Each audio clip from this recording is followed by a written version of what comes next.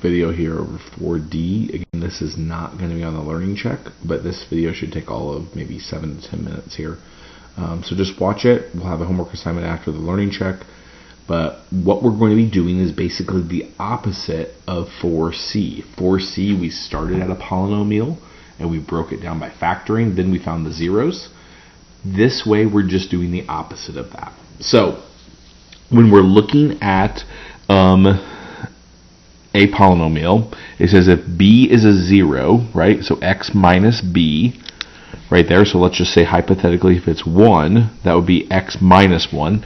That continues the pattern, right, that we've always had. If we've had x minus or x plus a number, it was always just the opposite of the 0. But if I'm working that backwards, then that's the factor, right? So it says, what is a cubic polynomial in standard form with the zeros -2, +2, and 3? So the first thing we want to do is these are the zeros right here, right? These are the answers. What I want to do, though, is I want to write it in factored form. Factored form just takes each one of the zeros and writes it as a factor. So if it was -2, it would be x plus 2. If it was +2, it would be x minus 2. And then 3 would just be x minus 3. This is not our final answer, right?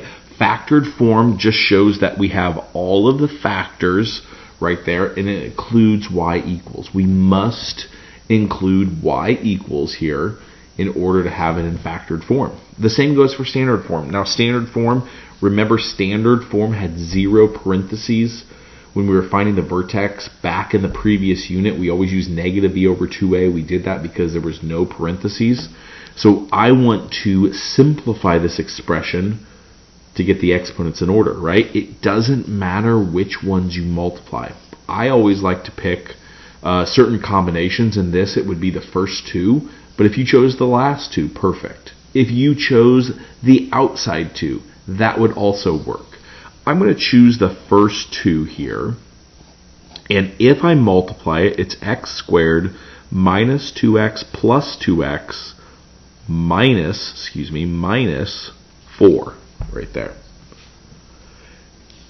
There might be some more things to actually look at within this parenthesis, but notice that I'm just writing it down. It's almost like if I have the numbers 2 times 3 times 4, I could multiply any two. I'm going to choose the first two and then multiply it times the leftover number, and I get 24.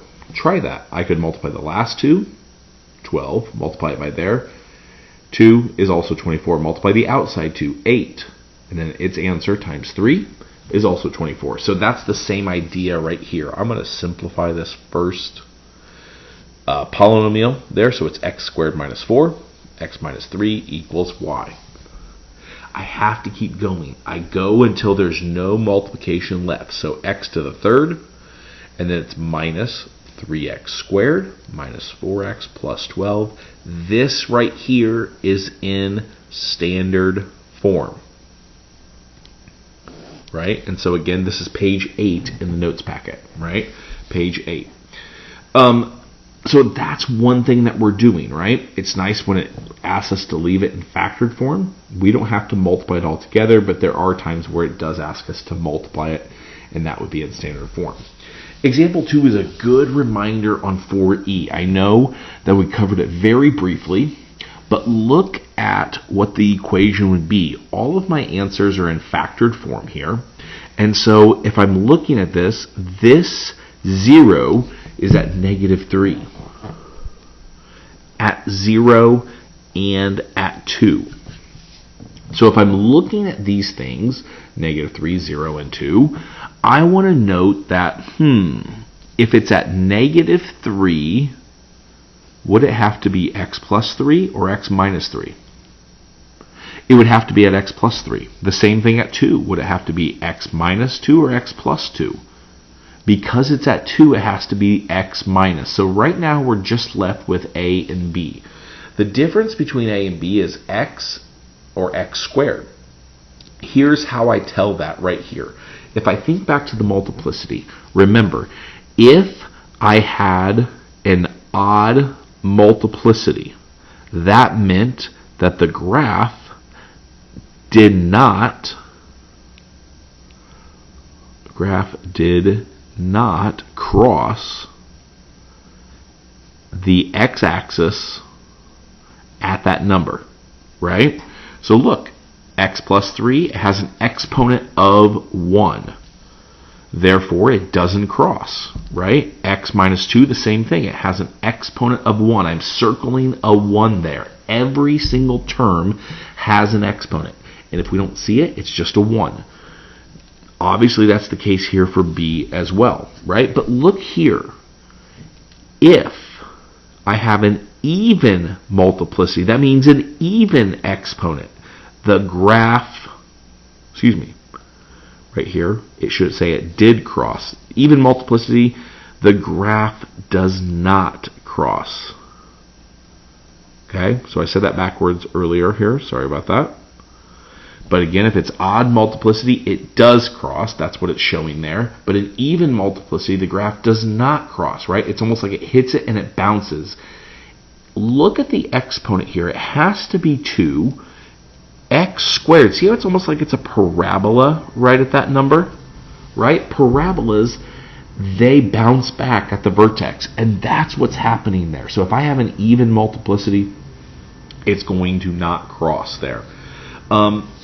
That's really for D. There is some minor things that I want to go over.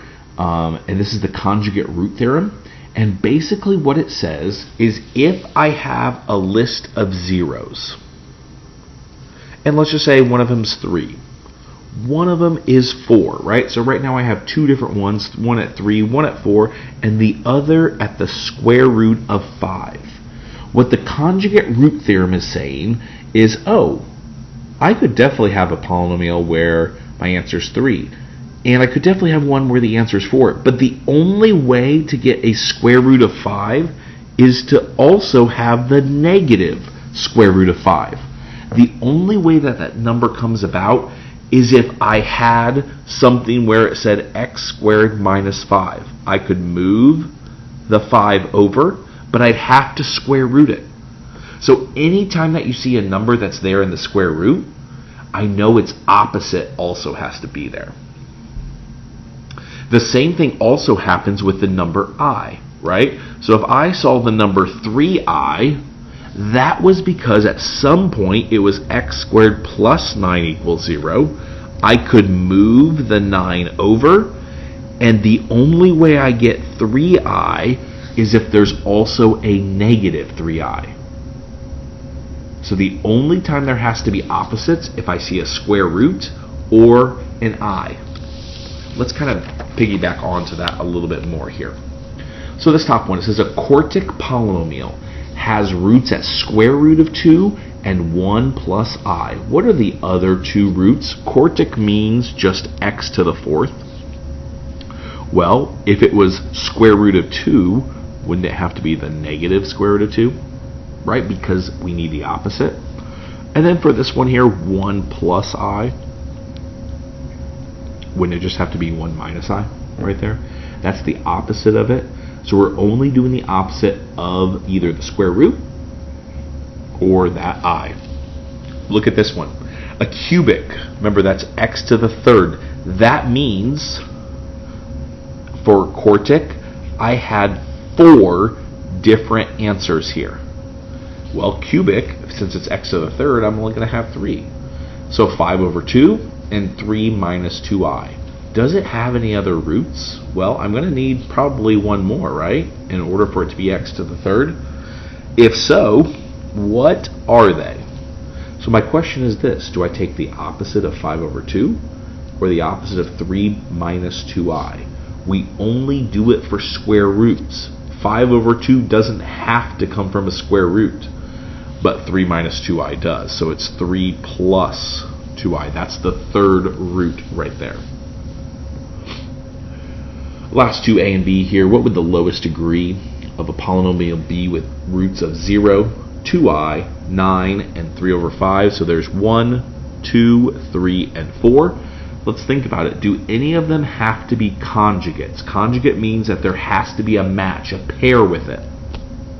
0 doesn't have to come from the square root, nor does 9 or 3 over 5. But 2i does. So it would have to also be negative 2i. So the lowest degree would be the 5th degree right there. There are 5 distinct roots right here. And if a function has a solution of 3 minus I and 7, how many times does the function cross the x-axis? Well, which one would have to be the opposite? It looks like 3 plus I. So I have 1, 2, and 3. Again, I don't need the opposite because it does not have to come from a square root. It could have just been x minus 7 as a factor. But of these 3 answers, 2 of them are imaginary, right? We know functions do not cross the x-axis at imaginary numbers. They only cross it at rational numbers. And so the only time is 1, right? It only crosses at 7 for that idea right there.